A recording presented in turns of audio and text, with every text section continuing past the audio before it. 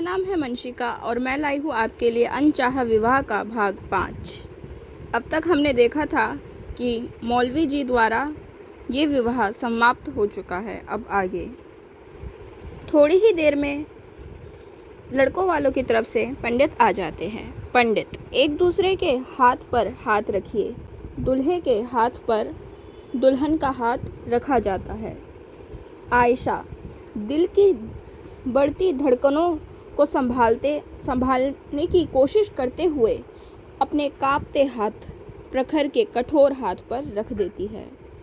प्रखर सहरे के पीछे से अपने हाथ पर आयशा का नरम हाथ महसूस कर एक बेहद डरावनी व राक्षसी तरीके से मुस्कुरा देता है और मन में खुद से कहता है, अब देखो आयशा फरहान खान, मैं तुम्हारी ज़िंदगी कैसे नर्क बनाता हूँ। Welcome to hell baby. इतना कह वो एक बारी फिर से राक्षसी तरीके से मुस्कुरा देता है। हालांकि उसकी यह मुस्कान कोई देख नहीं पाता क्योंकि उसका मुंह सहरे से ढका हुआ था। पंडित जी मंत्र पढ़ने लगते हैं। मंत्र पढ़ने के साथ साथ वो हवन कुंड में आहुति डालने को कहते हैं। प्रखर व आयशा को दोनों वैसा ही करते हैं। पंडित वर वधू फेरे के लिए खड़े हो जाए। फिर वो दोनों की तरफ देखते हुए पूछते हैं, क्या आप दोनों सात वचनों के लिए तैयार हैं? आयशा व प्रखर हाँ में सिर हिला देते हैं। पंडित तो अब आप दोनों फेरे के लिए खड़े हो जाइए। करुणा जी आगे आती है और दोनों का गठबंधन करती है, बिना ये जाने कि आगे ये दोनों कैसे बिना प्यार के रहेंगे। फिर वह पीछे हट जाती है। पंडित वचन पहला वचन, आप दोनों एक दूसरे से वचन लीजिए कि आप दोनों मिलकर जीवन का निर्वाह करेंगे। यह सुन दोनों वह बात दोहराते हैं, पर प्रखर ऊपर से तो वही दोहराता है पर मन में स्वयं से कहता है। पहला वचन का उल्टा फेरे लेते हुए, मैं ना इसका सहारा बनूंगा ना इसे अपनी पत्नी मानूंगा। इस रिश्ते के लिए मेरे दिल में कोई जगह नहीं होगी।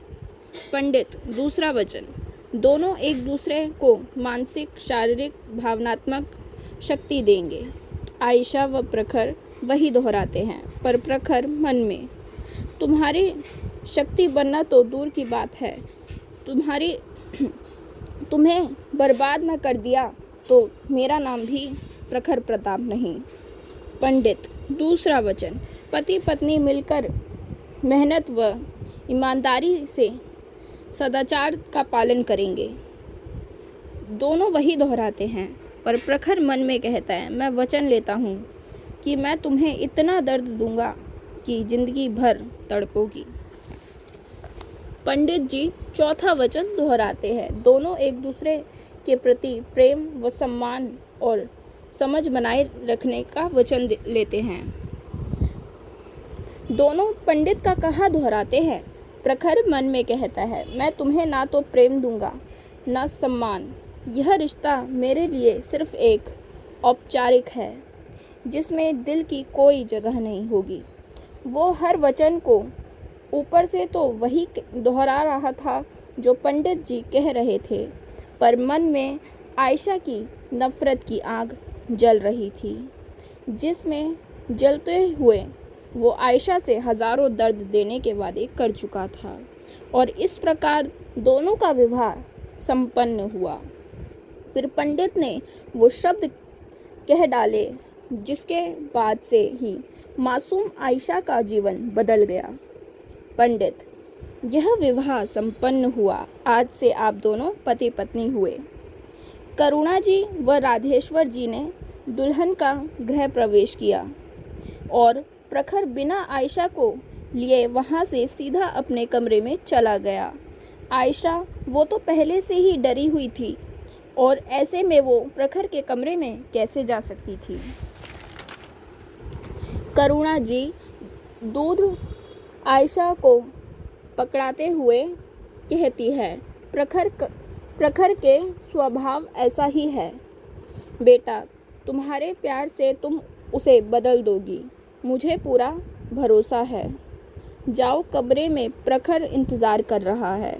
आयशा वो मन में बोलती है, पता है मेरी ज़िंदगी नर्क बनाने के लिए इंतज़ार कर रहे हैं। वह यह सब सोचते हुए दूध का गिलास लिए अपने कदम प्रखर के कमरे की ओर बढ़ा देती है। सीढ़ी पर चढ़ते समय हर कदम पर उसका मासूम दिल डर से तेजी से धड़क रहा था। फिर वो प्रखर के कमरे के सामने आकर खड़ी हो जाती है। वो धड़कते दिल के साथ हल्के से बंद दरवाजे पर हाथ रखती है। फिर वो अपनी सारी हिम्मत जुटाकर दरवाज़ा खटकाती है। प्रखर वो जानता था कि दरवाजे पर आयशा है। वो बेहद ठंडी आवाज़ में रूखेपन से कहता है, अंदर आ जाओ। आयशा धड़कते दिल के साथ कांपते हुए कदमों से अंदर आती है और अंदर आती है।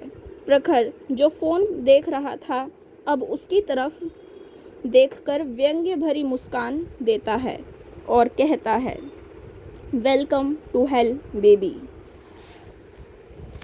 आयशा धीरे से डरते हुए, जी अम्मी ने दूध भेजा है। इतना कह वो अपने कांपते हाथों से दूध का गिलास प्रखर की तरफ बढ़ा देती है। प्रखर आयशा की तरफ एक सर्द व सख्त नज़र डालता है और कहता है, जिनके लिए तुम आई हो और जिनके कहने पे ये विवाह हुआ है वहीं तक सीमित रहो, मेरे करीब आने की कोशिश मत करना। आयशा डरते हुए, ठीक है, इतना कह वो सोफ़े की तरफ बढ़ने लगती है। प्रखर ठंडी आवाज़ में आयशा की तरफ देखते हुए कहता है, तुम जैसी लड़कियां पैसों के लिए पैसे वालों को फंसाती हो और अगर वो नहीं फंसते तो तुम उनके माँ बाप को फंसाती हो। आयशा कुछ नहीं कहती और सोफ़े पर बैठ जाती है।